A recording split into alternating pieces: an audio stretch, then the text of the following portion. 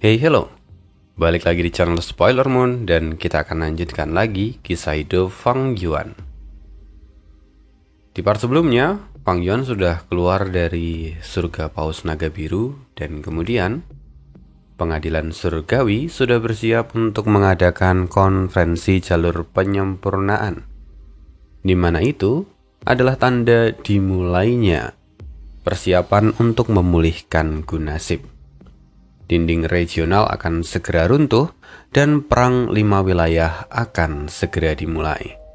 Nah, kira-kira apa yang akan terjadi berikutnya? Kita akan sambung kisah hidup Fang Yuan di part 412.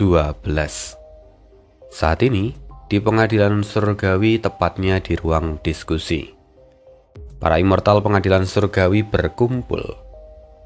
Walaupun memang ada beberapa yang tidak hadir, tetapi pertemuan ini menjadi pertemuan terbesar dalam 1000 tahun terakhir. Kini, Duklong duduk di kursi tertinggi. Tatapannya menyapu seluruh ruangan. Semua rencana telah disampaikan. Laksanakan tanpa ada kesalahan. Kemuliaan pengadilan surgawi dapat dipulihkan atau tidak. Semua itu akan bergantung pada usaha kalian semua. Kami akan melakukan yang terbaik, jawab para immortal serempak. Mereka penuh dengan semangat membara. Konvensi jalur penyempurnaan benua tengah, peristiwa yang akan mempengaruhi 5 wilayah dan masa depan dunia, akan segera dimulai. Begitu berita itu tersebar, dunia pun terguncang. Di waktu ini, Fang Yuan seakan menumpahkan minyak ke atas bara api. Dia dengan sengaja membeberkan semua informasi tentang konferensi ini, sehingga situasi di dunia immortal kian memanas. Semuanya bersiap dengan rencana masing-masing. Sementara itu, para Master Gu tentu tidak punya kapabilitas untuk mendapatkan informasi di tingkat immortal. Jadi, mereka semua mulai bergerak menuju benua tengah sama seperti di kehidupan sebelumnya. Ini hal yang wajar, karena memang konferensi jalur penyempurnaan selalu menjadi daya tarik tersendiri. Terlebih karena hadiah yang disiapkan oleh pengadilan surgawi tidak main-main. Jadi, orang-orang yang mengembangkan jalur penyempurnaan dari 5 wilayah berbondong-bondong pergi ke benua tengah. Saat ini, di Gurun Barat, sekelompok Master Gu berdiri di depan tembok regional. Seorang pemuda tampak menghela nafas kagum. Ayah, kalau aku tidak melihatnya sendiri, aku tidak akan percaya ada keajaiban seperti ini di dunia. Seorang laki-laki paruh baya berdiri di sampingnya dan berkata, "Inilah tembok regional. Begitu kita melewatinya, kita akan mencapai benua tengah. Di dalamnya, penglihatan akan sangat terbatas, jadi jangan jauh-jauh dariku. Mengerti?" "Ya, ayah," kata pemuda itu, yang mana pemuda itu adalah Zhang Ping, salah seorang kandidat yang luar biasa di dalam konferensi jalur penyempurnaan di kehidupan Fang Yuan sebelumnya. Walaupun pada akhirnya dia mati di tangan Fang Yuan saat berada di kota Kaisar, tetapi kemampuannya memang tidak bisa dianggap remeh. Tapi, sebelum memasuki dinding regional, Zhang Quan terkejut saat dia melihat sesuatu yang ada di depan. Apa itu? Sebuah meteor sebesar bukit jatuh dari langit. Meteor itu meluncur lurus ke arah mereka. Jeritan panik pun pecah. Ledakan menggema saat meteor menghantam tanah. Getarannya mengguncang bumi dan Zhang Quan serta lainnya tewas seketika. Tidak ada satupun yang selamat. Lalu, di langit, seorang manusia berbulu memandang dingin sebelum kemudian berbalik pergi. Pemandangan serupa ternyata juga terjadi di 3 wilayah yang lain. dataran utara, laut timur, dan perbatasan selatan. Dan pelakunya tentu para bawahan Fang Yuan. Mereka menerima perintah untuk menghalangi siapapun yang ingin mengikuti konferensi jalur penyempurnaan di benua tengah. Dan hal itu langsung bisa divalidasi, karena tidak lama kemudian Fang Yuan mengumumkan hal itu secara terbuka di toko kuning. Dia mengatakan, siapapun yang ikut konferensi berarti menjadi musuhku. Suatu hari, aku akan menemukan kalian dan menyelesaikan semuanya. Sontak para immortal di 5 wilayah tercengang. Konferensi bahkan belum benar-benar dimulai, tetapi Fang Yuan sudah membuat kekacauan. Sungguh, sikapnya yang mampu mengguncang dunia sesuai dengan julukan yang diberikan padanya, Yang Mulia Iblis Kecil. Di sisi pengadilan surgawi, ketika mendengar berita ini, tentu saja mereka geram. Serangan yang dilepaskan Fang Yuan mengurangi jumlah peserta, dan itu tentu akan menghambat upaya perbaikan Gunasip. Berbeda dengan kehidupan sebelumnya, kali ini Fang Yuan sengaja tidak menyerang benua tengah secara langsung. Dia menargetkan ke 4 wilayah. Dengan demikian, pengadilan surgawi tidak bisa turun tangan tanpa memicu konflik dengan kekuatan besar dari ke-4 wilayah. Mereka hanya bisa mengancam Fang Yuan dan meminta para ahli dari jalan kebenaran dari 4 wilayah untuk membalas sikap Fang Yuan. Tapi responnya benar-benar lemah. Banyak yang bersuara, tetapi tidak ada yang benar-benar bertindak. Akibatnya, gelombang Master Gu yang menuju ke benua tengah langsung terhenti. Sekalipun pengadilan surgawi memberikan hadiah yang luar biasa, tetapi tidak seorang pun ingin menukar hadiah itu dengan kematian. Ditambah kekuatan besar di ke-4 wilayah juga memilih untuk menahan anggota mereka.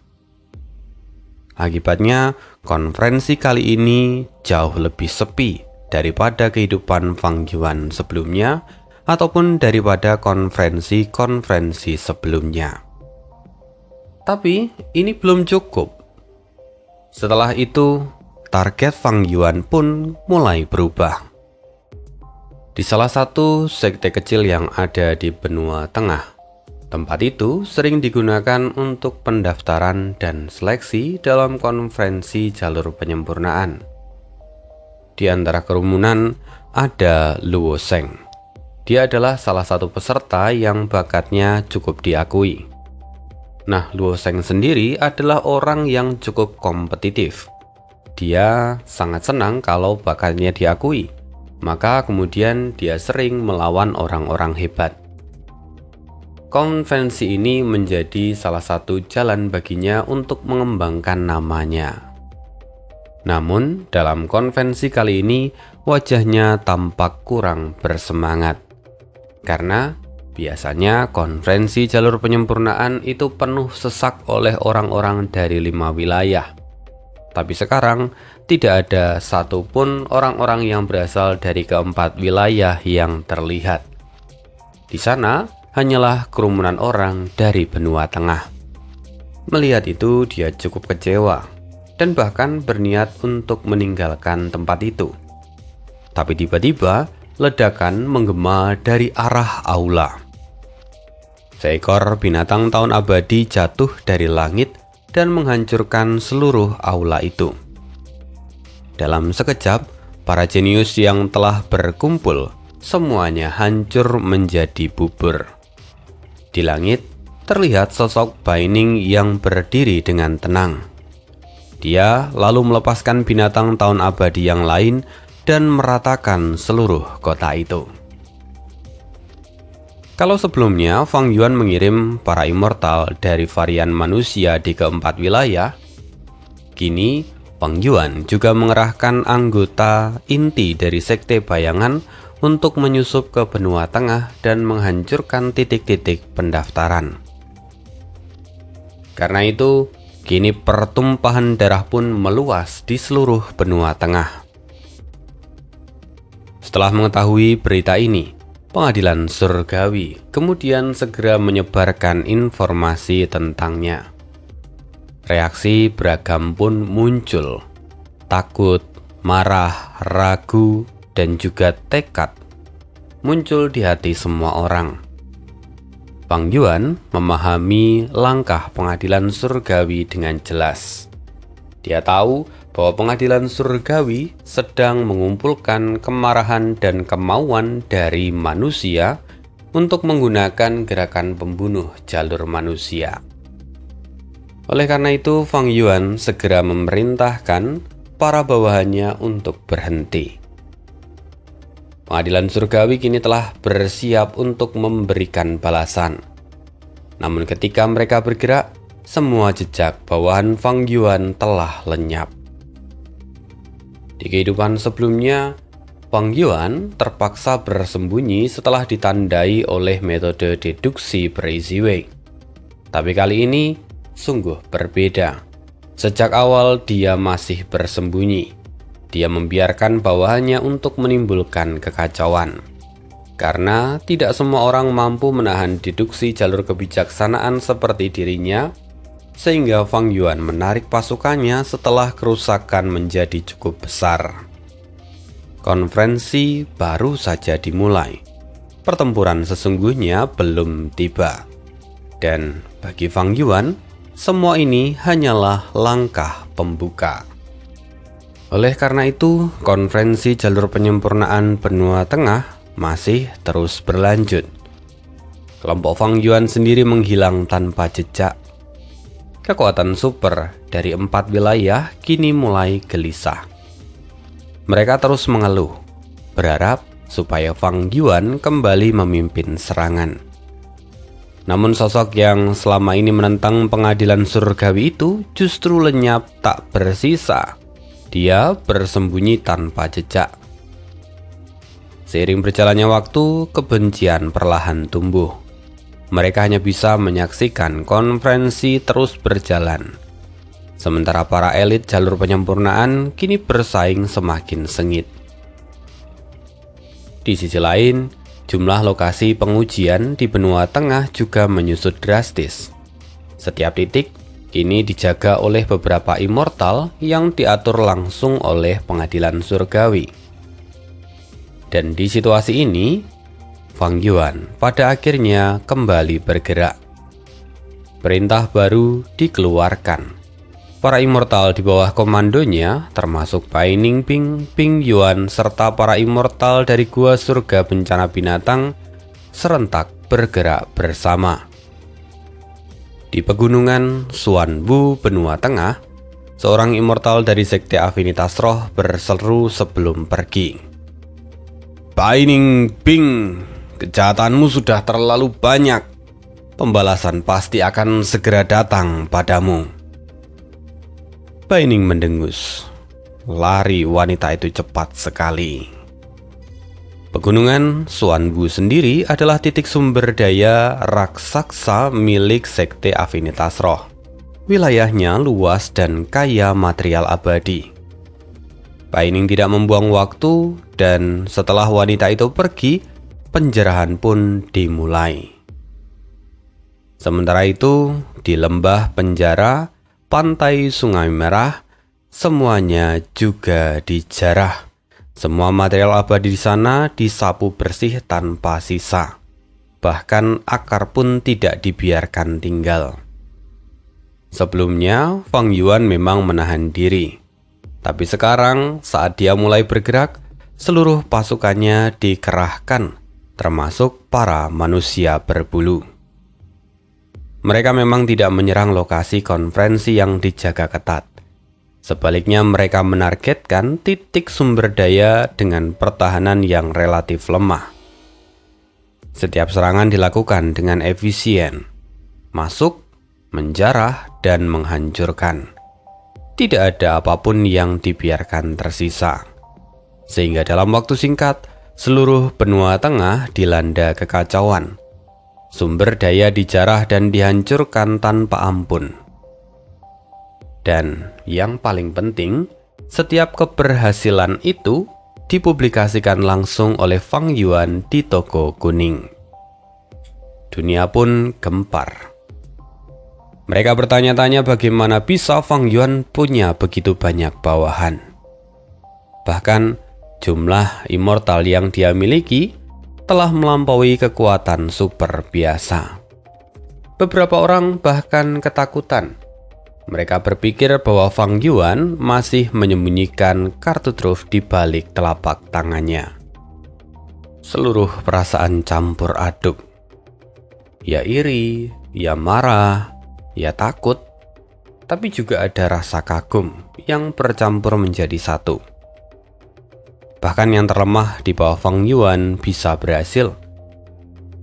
Mereka bisa melihat bahwa benua tengah saat ini sangat melemah karena fokus pada konferensi. Dan inilah yang Fang Yuan incar. Pikiran mereka mulai berubah. Para ahli berpikir, kalau bawahan Fang Yuan bisa, kenapa aku tidak? Bahkan yang lebih lemah pun berpikir, setidaknya masih akan ada sisa untukku.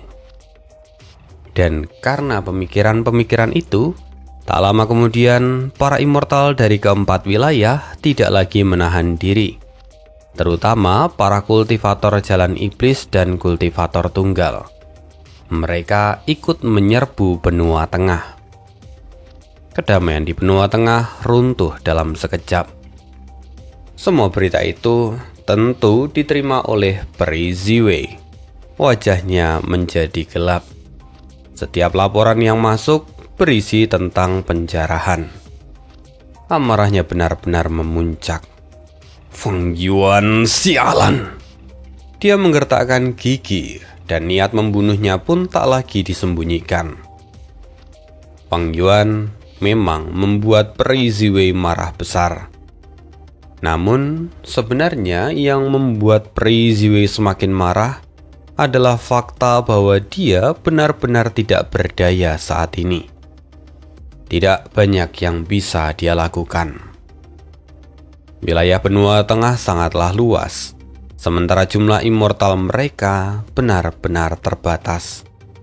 Tidak mungkin juga menjaga semua titik sumber daya sekaligus. Dan itu tentu memberikan celah bagi para penjara untuk bergerak bebas. Helaan nafas terdengar. Lalu sebuah suara mengikuti. Hati manusia telah berubah.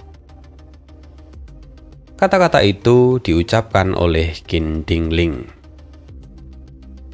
Duklong sendiri masih tampak tenang.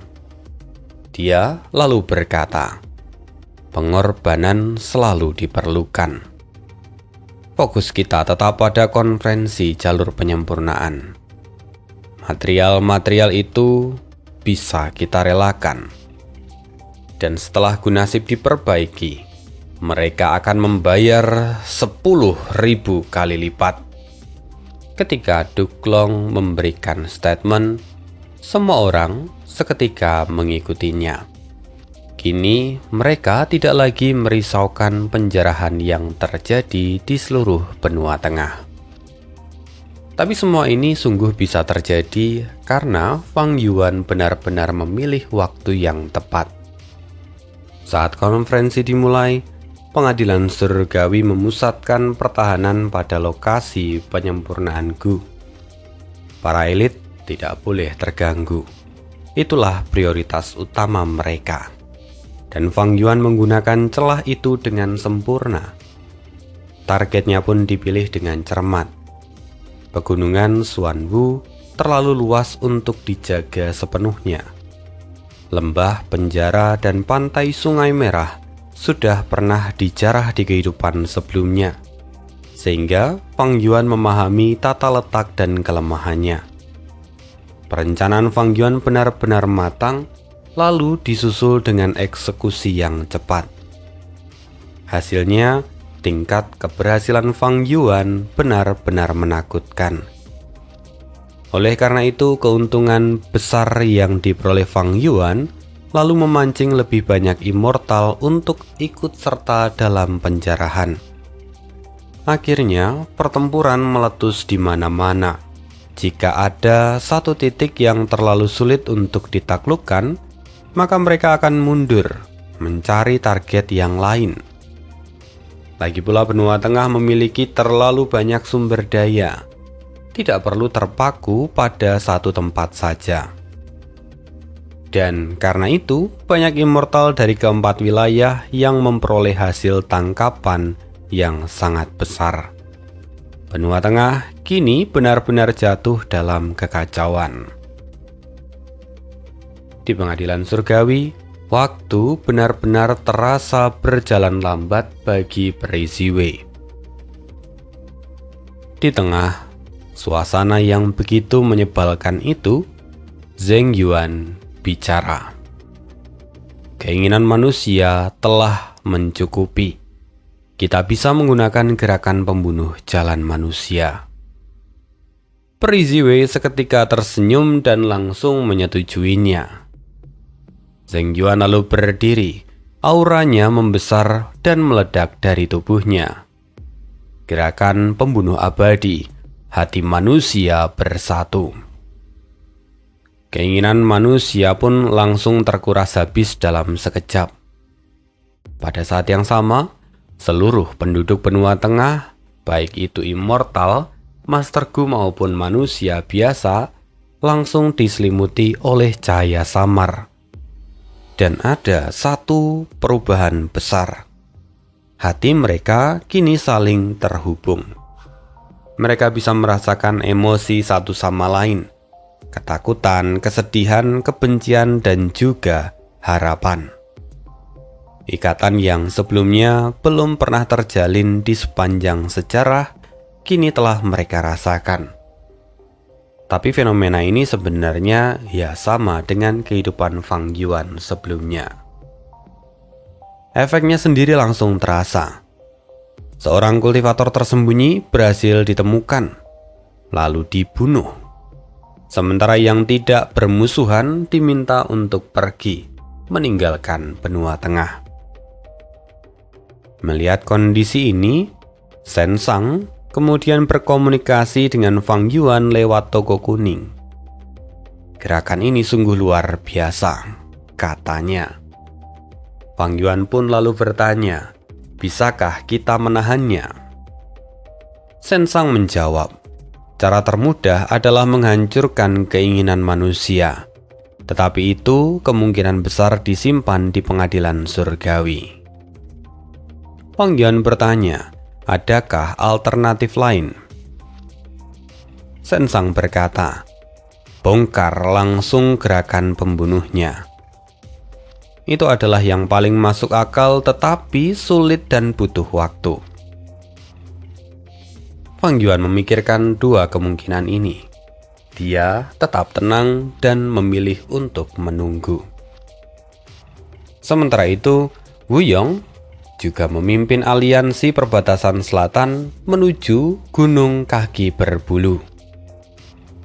Ikuti aku, kita hancurkan tanah terberkati kesempurnaan dan rebut tanda Dao sukses.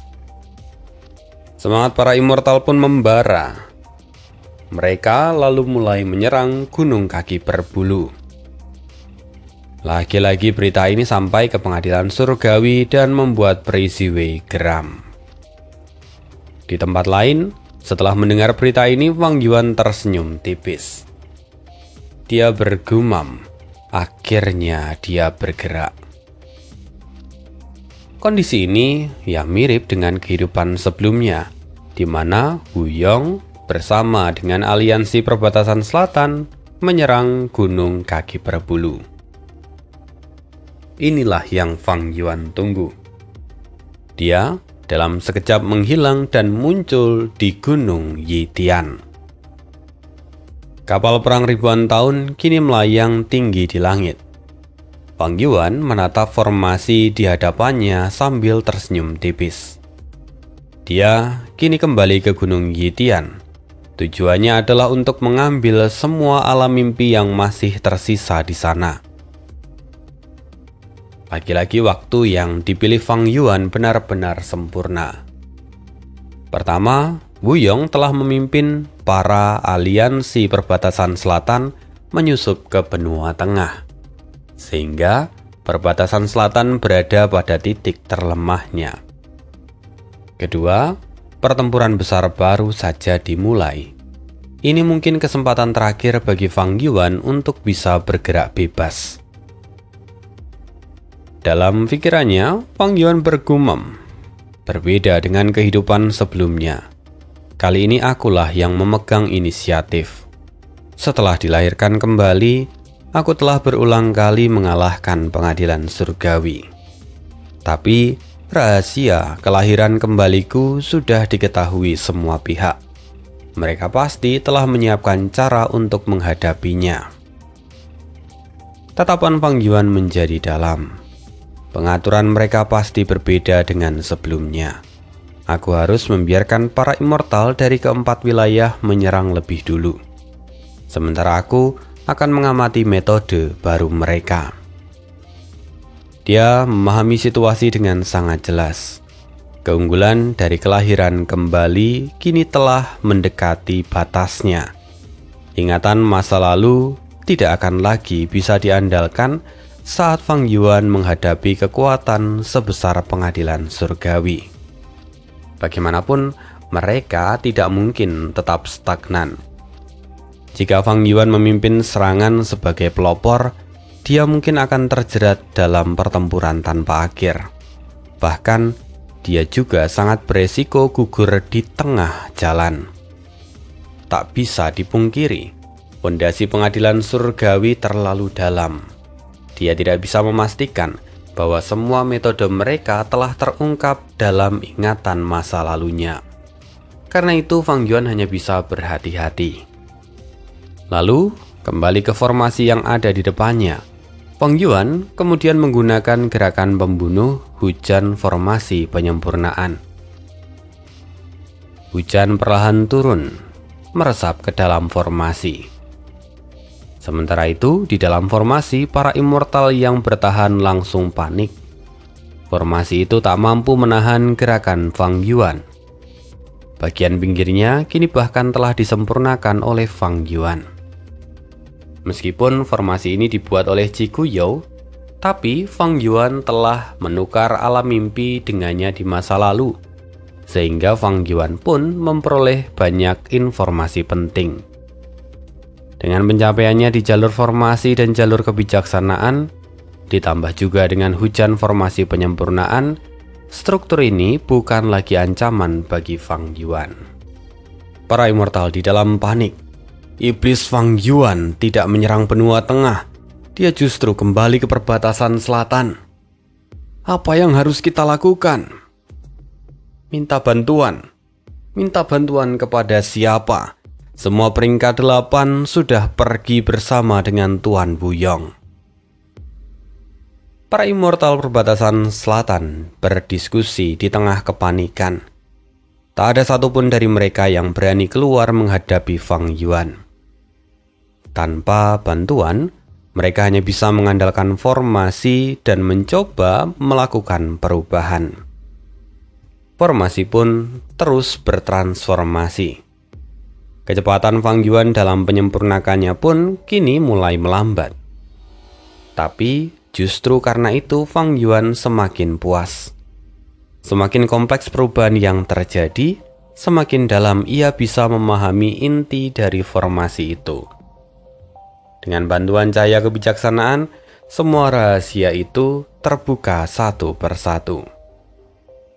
Sementara itu, di benua tengah, para immortal aliansi perbatasan selatan telah memasuki formasi 99 tanpa batas.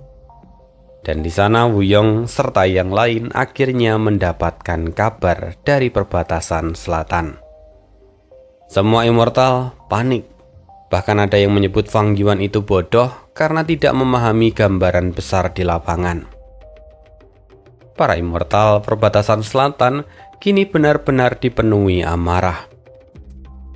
Tapi Wuyong tampak berdiam sejenak dan mempertimbangkan.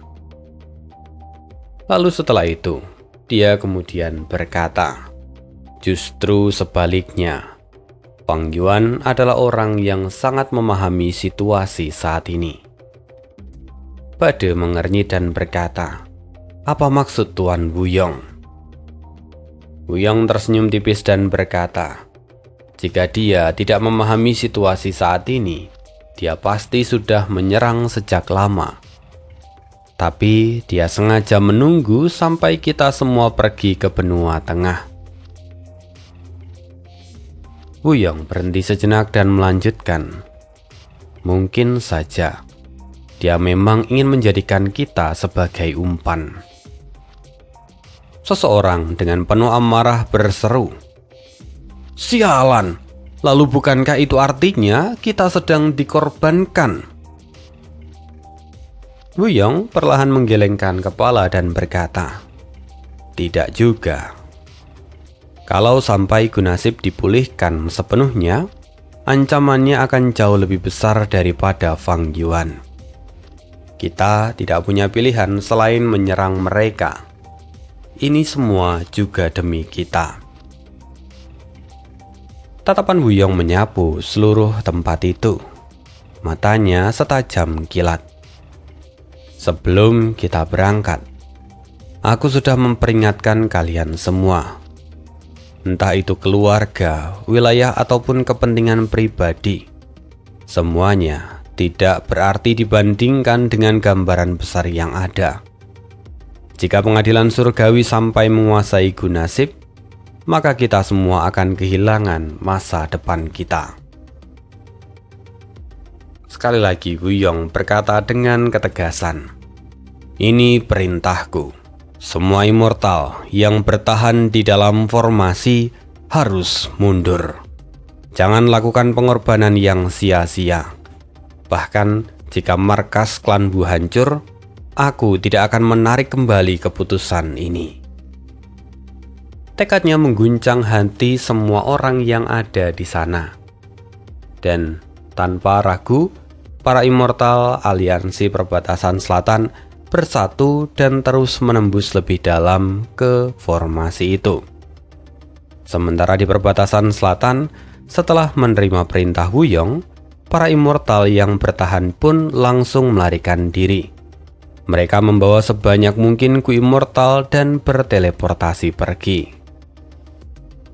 Sehingga tak lama kemudian, Fang Yuan telah berhasil sepenuhnya menguasai formasi itu. Setelah membongkarnya, Fang Yuan sendiri menerima Gu jalur informasi. Itu adalah surat dari Wuyong. Fang Yuan memeriksanya. Isinya hanya satu kalimat dan menyatakan satu hal. Benua Tengah kuat, keempat wilayah lemah. Ancaman terbesar adalah pengadilan surgawi dan Gunasip. Tidak ada permintaan di dalam surat itu. Dan membacanya, Fang Yuan tersenyum tipis. Wuyong. Fang Yuan menghela nafas. Dulu Wuyong adalah lawan yang sangat menyulitkan. Dia menggunakan kecerdikan politik untuk mengatasi Fang Yuan dan bahkan menyebabkan kerugian besar. Namun kini, dia justru menarik mundur seluruh pasukannya, menghemat waktu Fang Yuan secara signifikan. Kalau mereka terus bertahan, Fang Yuan akan terhambat cukup lama. Keputusan ini benar-benar beresiko tinggi. Namun itu juga menunjukkan keberanian yang luar biasa dari Wuyong. Fang Yuan sadar bahwa Wuyong percaya kalau dia memahami situasi secara keseluruhan. Maka Wuyong tahu Fang Yuan tidak akan bertindak gegabah. Sebaliknya, Fang Yuan juga memahami Wuyong. Keduanya saling mengenal dengan sangat baik. Walaupun di waktu yang lain mereka saling berusaha untuk membunuh satu sama lain, tapi hal itu membuat mereka saling mengenal. Kemudian, tanpa hambatan yang berarti, Fang Yuan berhasil mengambil seluruh alam mimpi di Gunung Yitian. Gunung itu kembali sunyi di bawah cahaya matahari. Bekas pertempuran antara jiwa spektral dan pengadilan surgawi sebelumnya masih terukir jelas di permukaan tanah. Tidak ada kehidupan yang tersisa di sana. Segalanya telah berubah. Dan setelah mengambil semua alam mimpi itu, Fang Yuan segera bergerak lagi menuju benua tengah. Dalam perjalanan, dia mengubah alam mimpi itu menjadi tubuh fisik pencari realitas mimpi sejati. Bagaimanapun dalam pertempuran berikutnya, tubuh ini akan menjadi senjata utamanya. Di kehidupan sebelumnya, Feng Jinhuang mampu menahan ledakan tubuh ini. Kali ini pun, kemungkinan besar dia juga masih bisa melakukannya. Namun, Feng Jinhuang hanyalah seorang master Gufana. Sementara Fang Yuan, selain seorang immortal peringkat 8, dia juga adalah pemegang inisiatif. Kembali ke sisi pengadilan surgawi, Duklong, Preiziwe, dan Qin Dingling mengamati situasi. Zheng Yuan juga hadir di sana. Laporan terbaru, formasi pertama telah ditembus. Mereka telah memasuki formasi kedua. Fang Yuan sendiri muncul di Gunung Yitian dan mengambil semua alam mimpi, kata Preiziwe. Ekspresi Duklong menjadi gelap. Dia pasti akan segera datang ke benua tengah. Kita harus bersiap untuk menghadapi jalur mimpi. Preiziwe mengangguk. Ya, beruntung Feng Jinhuang telah menyempurnakan fisik pencari realitas mimpi sejati. Dia bisa menahan metode Fang Yuan. Duklong terkekeh pelan. Itu bukanlah keberuntungan, tapi itu adalah kekuatan nasib. Pengadilan surgawi tidak akan pernah kalah. Semua orang tampak tersenyum.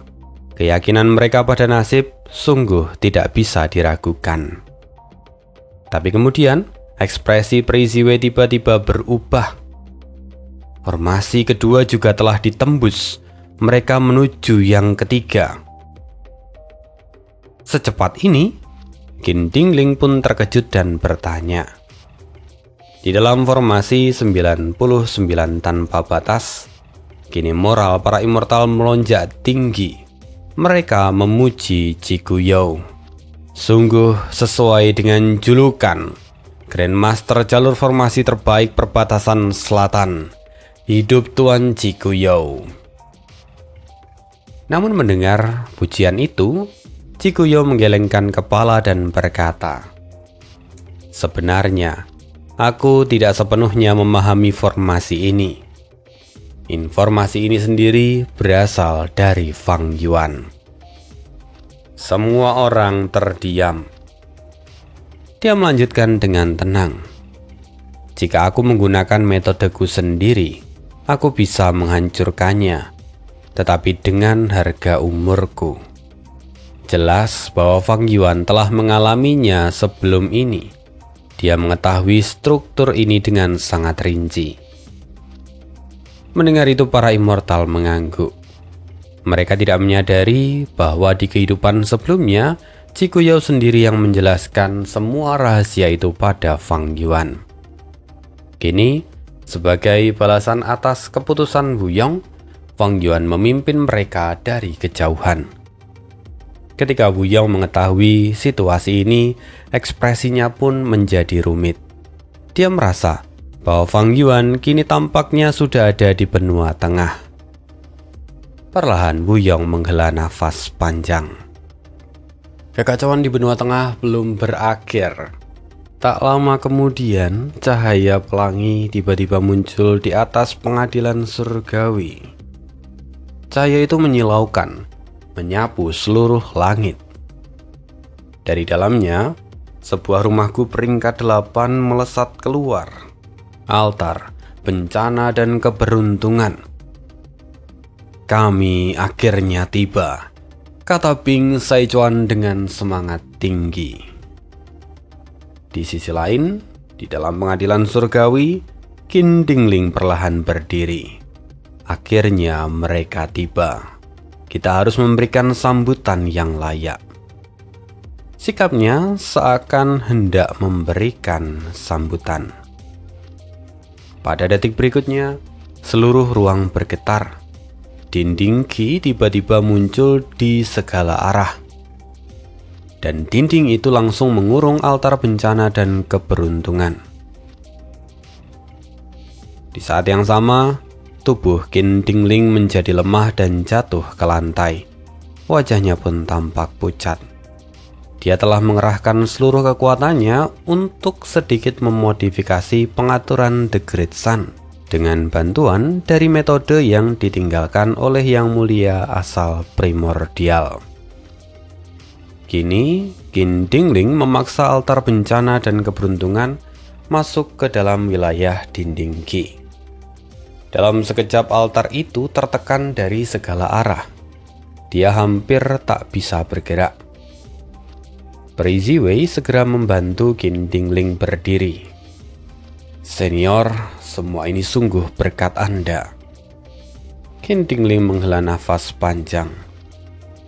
Meski aku telah berusaha sekuat tenaga sejak aku bangun, aku hanya mampu menggeser pengaturannya sedikit. Sungguh, peninggalan Venerable memang luar biasa. Duklong berjalan mendekat dengan ekspresi tenang. Ayo, saatnya kita menyambut para tamu. Di dalam dinding Qi, ekspresi Bing Saichuan pun berubah drastis. Sialan, mereka sudah tahu kita akan datang. Ini penyergapan. Dia segera mengendalikan altar, bencana dan keberuntungan sekuat tenaga.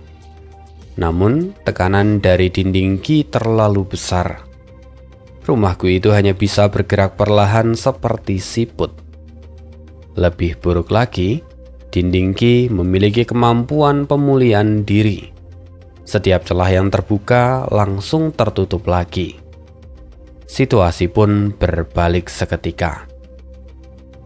Di saat yang sama, di gua surga naga tersembunyi, 8 immortal peringkat 8 dari Laut Timur telah tiba. Tak kusangka, tempat seperti ini benar-benar ada, kata Song Qiyuan.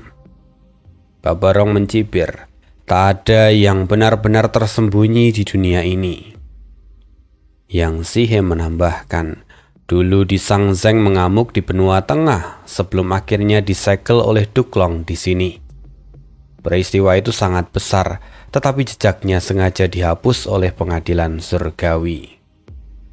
Sen Chong Seng mencibir, Duklong memang kejam.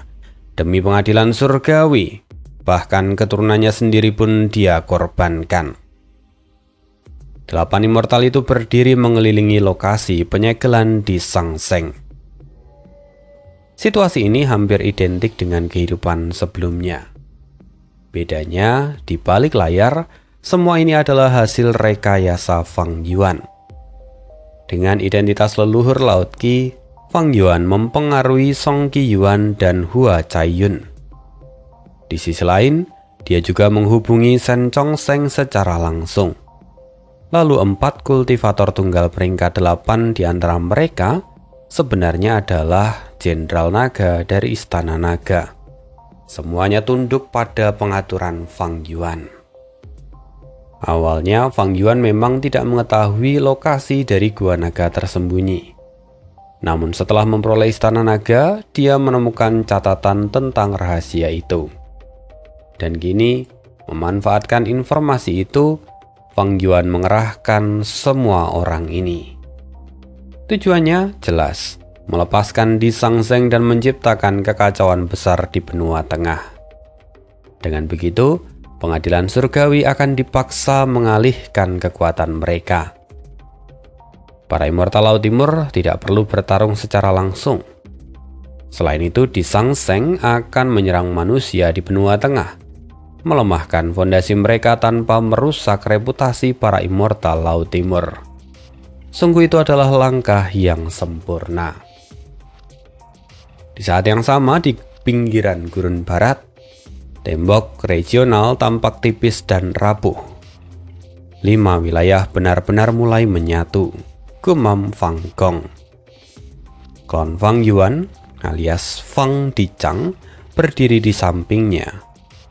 Berkat pengaruh Fang Dicang, berbagai kekuatan besar gurun barat berhasil dikumpulkan. Namun, fondasi kerjasama mereka masih lemah. Sampai kemudian kabar buruk mulai berdatangan. Klan mereka ada yang diserang dan bahkan ada binatang buas abadi yang mengamuk. Kepanikan menyebar. Fang Dicang langsung bicara dengan tegas. Ini pasti adalah skema pengadilan surgawi. Mereka ingin menahan kita. Tapi kepercayaan antar klan memang sangat rapuh. Sebagian memilih mundur. Aliansi pun retak. Tapi pada akhirnya, sebagian pasukan dari gurun barat tetap maju menuju benua tengah. Di pengadilan surgawi, laporan terus berdatangan. Gua naga tersembunyi diserang oleh immortal Laut Timur. Pasukan gurun barat juga telah memasuki benua tengah dan menuju kota Kaisar, kata Praise Wei. Di medan utama, altar bencana keberuntungan masih terjebak dan diserang dari segala arah oleh para ahli pengadilan surgawi. Setiap kali mencoba membalas, musuh langsung bersembunyi di balik dinding Qi. Jadi, perlahan tapi pasti surga panjang umur pun ditekan. Duklong mengamati semua situasi itu dengan tenang. Sekarang, di mana leluhur Laut Qi dan Fang Yuan? Belum ada pergerakan, jawab Praise Wei. Duklong mengangguk perlahan.